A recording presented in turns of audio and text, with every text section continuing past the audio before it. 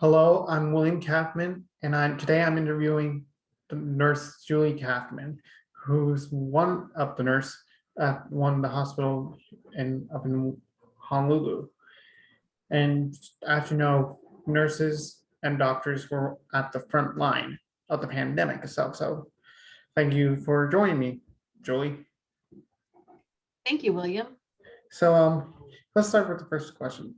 So what exactly your first reaction to the pandemic and like the lockdown itself? So when it first happened, I thought that it was going to be done pretty quick. I remember thinking, oh, we'll be finished with this by May, and it's not going to be a big deal if we all do lockdown like we're supposed to, then everything will be fine, by May.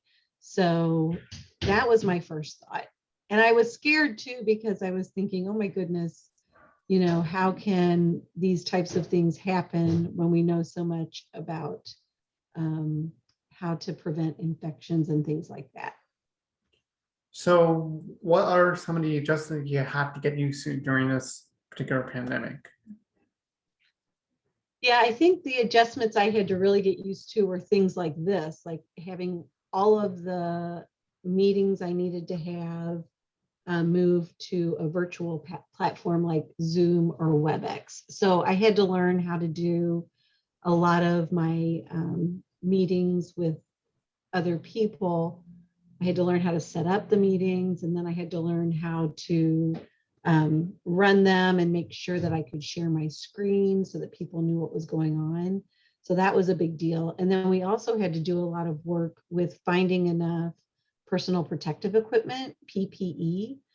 So goggles and masks, face shields.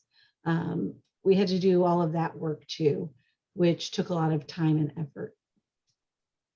So now that we are sort of like getting into like the second half of this pandemic, there's the vaccines. That there's like multiple vaccine like that they came from all over the world. Do you think this vaccine will help stop the virus somehow? I think it will help stop the virus. I think we still have to be careful though, because there are people who've received both doses of vaccine, so they're fully vaccinated, and they've still actually gotten coronavirus. It's not 100%. And there's 3 different vaccines. There's the Pfizer, the Moderna, and then the Johnson and Johnson. And the Pfizer and Moderna have a 95 to 97% effectiveness rate. And the Johnson and Johnson's rate, I believe, is in the 70s.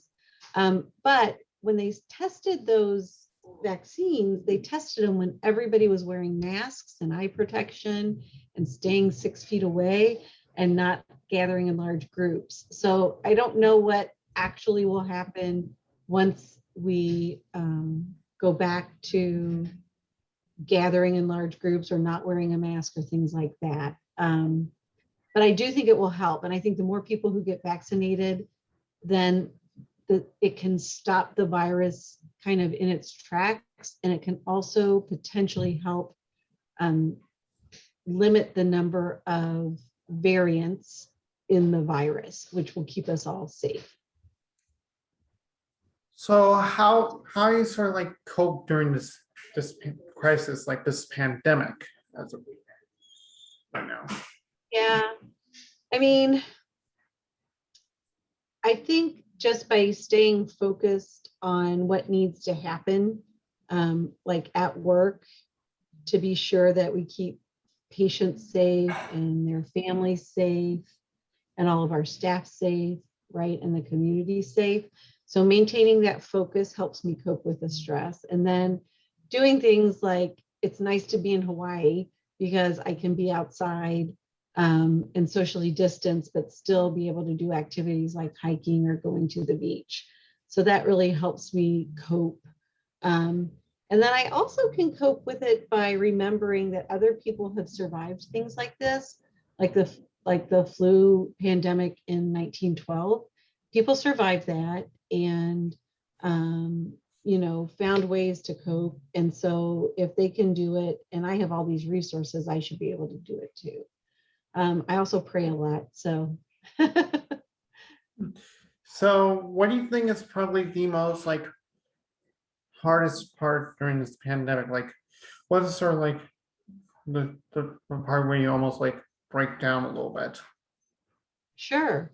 I think the hardest part is when we have situations with patients who are sick. So when I'm at work, it's difficult sometimes when patients are really sick. And it's also difficult because we're working with moms and babies and families. It's really hard when we have to tell, we have a mom maybe who's COVID positive, and we have to tell her partner who's with her while she's having a baby, they can't be there because they can't be there. And that's so hard to have families separated during, those times when we're used to having families around us. And I don't like that. I feel sad for the families. I feel sad for the moms who have to have babies during this time because it's so much harder for them. So those are the things that are really a struggle in my work, and make it challenging, to keep going forward. So do you ever think, I know you probably answered this in the first question, and do you think when the first 3 months when the pandemic happened, do you ever pray and hope that the nightmare would end? No, I know you're answering this question all somehow. Yeah, I think that I do. I mean, of course, I hope that. I get a little nervous because I think everyone's so tired of it that I think that people are letting their guard down. And so I'm a little worried with our numbers creeping back up that we're going to kind of have another wave. But I really hope that everyone gets the vaccine as soon as they can, and that we start to see fewer and fewer numbers of people with the disease, and that we can hold on a little bit longer so that maybe in a year we'll be fully back to normal. So what is probably I think this is probably one of the most asked about question you probably asked, like what we're gonna do once this whole pandemic end at all? Sure. When you ask me that question, do you mean it like, since we're talking about work, do you mean it from a work perspective? And maybe like a bit of a work and personal perspective, yeah. Oh, okay. Okay. Yeah. So at work, I'll be excited to be able to have people come back to the hospital. So having families be able to have visitors again, especially when they're having babies, because people really enjoy visiting families in the hospital when they're having a new baby. And then the other thing is some of the things we do for our training for our doctors and our nurses have not been able to happen live or face to face. And those tend to work a little bit better if we're all together in the same room. So I'm looking forward to that, being able to be in the same room to do the training that we need to do. And then personally, being able to have my big kids come visit and all of us together as a family again, and then us being able to travel to see our family on the mainland. Those are two things that I really am looking forward to. Oh, well, that's, you almost made me cry a little bit there. But thank you for like, and thank you for like answering all these questions, and thank you for for like helping out the patients and all, and from my from my heart, thank you.